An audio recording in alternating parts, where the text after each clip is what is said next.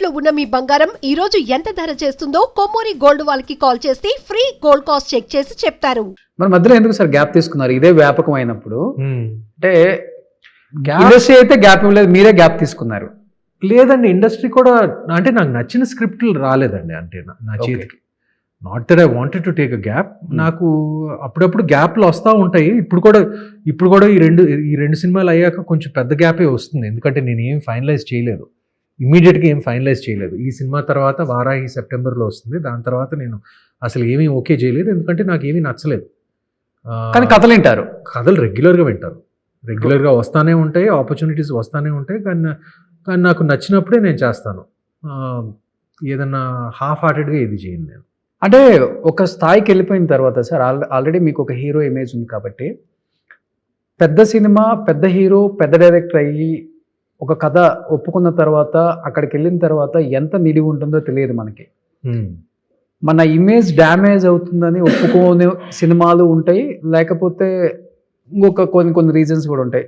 But మీరు ఎక్కువ ఏది చూస్తారు అసలుకి? నాకు I just want enjoy my work అండి, అంతే. ఓకే, చేసేటప్పుడు నాకు ఫస్ట్ స్క్రిప్ట్ నచ్చాలి, టీం నచ్చాలి, అది ముఖ్యం. ఓకే, అది నాకు ఎలా బెనిఫిట్ అవుతుందో, ఏం బెనిఫిట్ అవుతుందో అవన్నీ సెకండరీగా ఆలోచిస్తాను. కానీ ముఖ్యంగా నన్ను నా అప్రూవల్ కావాలంటే ఫస్ట్ నాకు ఆ బౌండ్ స్క్రిప్ట్ నాకు నచ్చాలి నాకు. Okay, and then the director and the producer, like ఈ మూడు ఫ్యాక్టర్. పెద్ద బ్యానరు, పెద్ద హీరో, ఇవన్నీ అసలు మైండ్లోకే రాదు. రాదండి, రాదు. ఓన్లీ స్టోరీలో దమ్ముందా లేదా, అంతే. And of course the director and producer are equally important. ఈ మూడు చూస్తానండి బేసిక్గా, స్క్రిప్ట్, డైరెక్టర్, ప్రొడ్యూసర్, అంతే. కానీ సినిమా రిలీజ్ టైంలో తప్ప సుమంత్ గారు ఏ ఫంక్షన్స్ లో కనిపించరు, ఏ అవార్డ్ ఫంక్షన్ లో కనిపించరు, ఏ పెళ్లిళ్ళలో కనిపించరు. మీడియాకి చాలా దూరంగా ఉంటారు, చాలా లో ప్రొఫైల్ మెయింటైన్ చేస్తారు. అది ఫస్ట్ నుంచి ఇష్టమా సార్, లేకపోతే కొన్ని రీజన్స్ వల్ల అవాయిడ్ చేసుకుంటూ వచ్చారు ఆ లైఫ్ లో వద్దని? లేదు, నాకు అలాగే ఇష్టం అండి. నాకు అలాగే ఇష్టం. I'm quite private. షూటింగ్లు అప్పుడు, సినిమా ప్రమోట్ చేయడానికి అప్పుడే కనపడతాను, లేకపోతే వెళ్ళి ఏదైనా అవార్డు ఇస్తే అవార్డ్స్ తీసుకుంటాం. మొన్నే వెళ్ళాను ఫంక్షన్కి. Okay, so basically I'm kind of an introvert అండి బై నేచర్. సో నాకు ఎక్కువ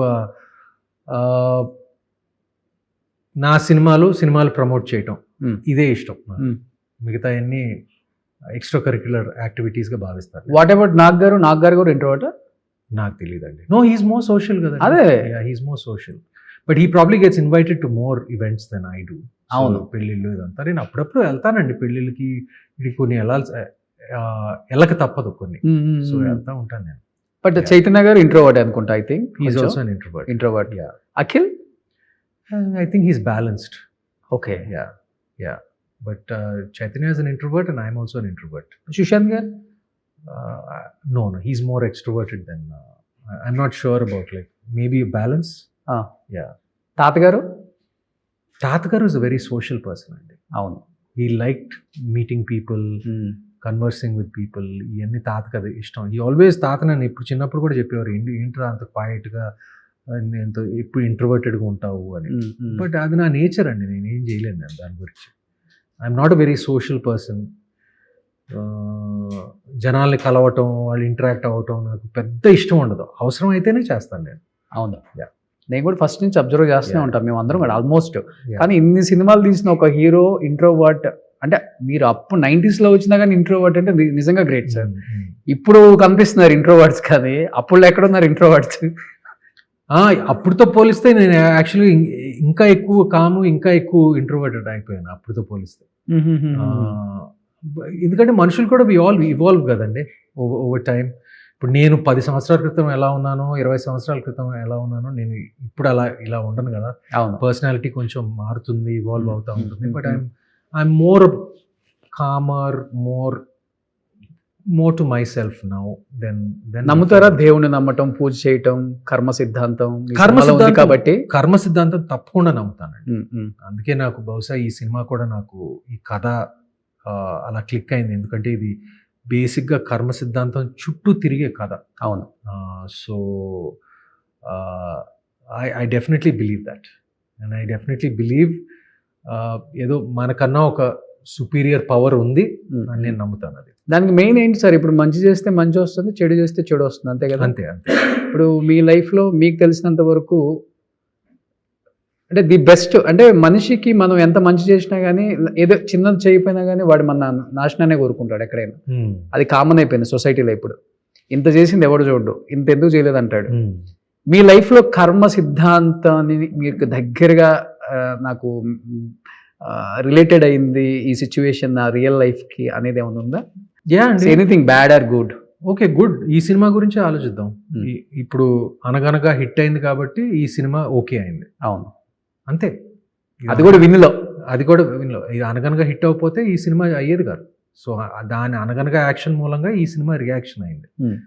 సో అలా ఆలోచిస్తే every action is equal to opposite reaction, every action has an equal and opposite reaction అనేది ఈ cinema.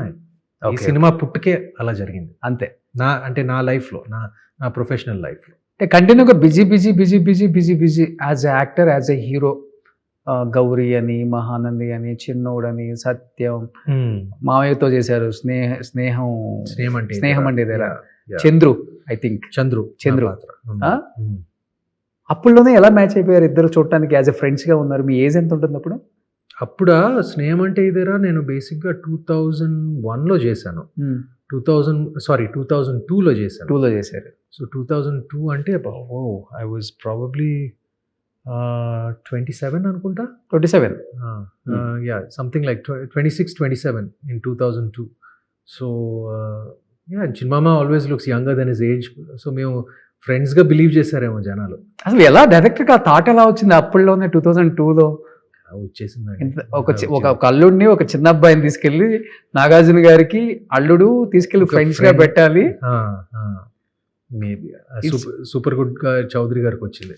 My rest in piece.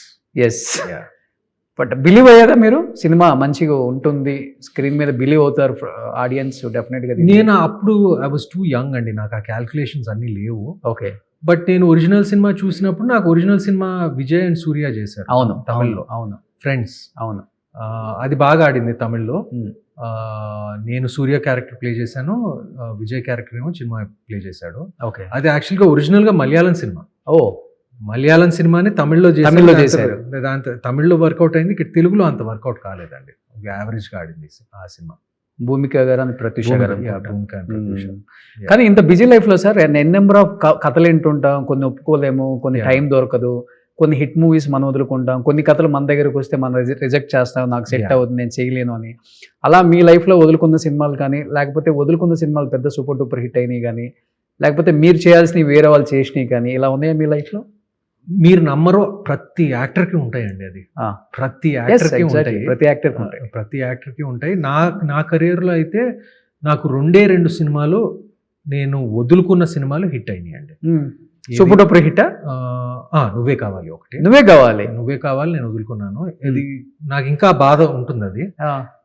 ఎందుకంటే అది అప్పుడు నేను యువకుడు అండ్ పెళ్లి సంబంధం 2 సినిమాలు చేస్తా ఉన్నాను. ఓకే, సో నాకు డేట్స్ కుదరలేదు. ఓకే, సో అది వదులుకోవాల్సి వచ్చింది. అది నిజంగా ఆ సినిమా పట్ల బాధ ఉంది.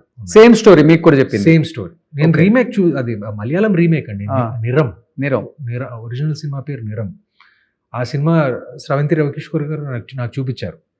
సో అది చేయలేకపోయాను, ఆ బాధ ఇంకా ఉంది. దాని తర్వాత దేశముద్ర అండి. దేశముద్ర నేను చేస్తే అది వర్కౌట్ అయ్యేది కాదు, అది కేవలం అల్లు అర్జున్ చేస్తేనే వర్కౌట్ అవుతుంది. అది పూరి గారు ఫస్ట్ మీకే చెప్పారు స్టోరీ? అది ఎవరు చెప్పారో నాకు కరెక్ట్గా తెలియదు. పూరి గారు అండ్ అంతేనండి, పూరి గారు చెప్పారు నాకు. ఓకే, యా అది ఆ కథ నాకు ముందుకు వచ్చింది. కానీ ఇలాంటి ఇండస్ట్రీలో ఇస్ వెరీ కామన్ అండి. చాలా మీరు నమ్మరు, చాలా కామన్. ఒక కథ ఇక్కడికి వెళ్తుంది, ఇక్కడ నువ్వు అయిన తర్వాత ఇక్కడికి వస్తుంది, ఇక్కడ అయిన తర్వాత. నాకు ఒక్కడికే జరగలేదు, ఇంకా చాలా చాలా పెద్ద పెద్ద సినిమాలు ఉన్నాయి. ఇంకా పలానా మనిషి వదులుకున్న సినిమాలు, పలానా మనిషి దగ్గరికి వెళ్ళటం, హిట్ అవ్వటం. సో కానీ నా ఉద్దేశంలో నాకు రిగ్రెట్ అనేది నువ్వే కావాలి, ఎందుకంటే అది నేను చేసినా అది హిట్ అయ్యేది. అవును, కానీ నేను దేశముద్ర చేస్తే నేను హిట్ అయ్యేది కాదు. ఏం చెప్పలేం లేదు సార్, కొన్ని అయ్యేది కాదండి. అది నా నమ్మకం. మంచి ఫామ్ లో ఉన్నారు పూరి గారు కూడా. నేను ఫామ్ లో ఉన్నాను అప్పుడు. యాక్చువల్గా పూరి గారు అప్పుడు దిస్ వాజ్ బిఫోర్ ఇది he told the story before idiot అండి to me. Okay, he had idiot తర్వాత చెప్పారు అనుకోండి, నాకు కరెక్ట్గా గుర్తులేదు. Okay, maybe okay. Before idiot అనుకుంటా. బిఫోర్ ఇడియట్ దేశముద్రు స్టోరీ నాకు చెప్పారు. నాకు కరెక్ట్గా గుర్తు, ఎందుకంటే ఇడియట్ 2000 కరెక్టే. సో నాకు అది ఎప్పుడో వచ్చింది, నేను వదులుకోవాల్సి వచ్చింది. బట్ నో రిగ్రెట్స్ అండి. అది నేను చేస్తే అది హిట్ అయ్యేది కాదు. యాక్చువల్లీ ఈడియట్ కూడా మహేష్ బాబు గారు చేయాలంట. అవునా? ఓకే. నాకు ఇలా ఉంటాయి, ఇలా చాలా ఉంటాయండి, చాలా ఉంటాయి. ప్రతి సినిమాకి ఏదో ఒకటి ఉంటుంది. అవును. యా. సుమన్ టీవీలో మీ పర్సనల్ అండ్ బిజినెస్ ప్రమోషన్స్ కోసం కింది నెంబర్కి కాంటాక్ట్ చేయండి.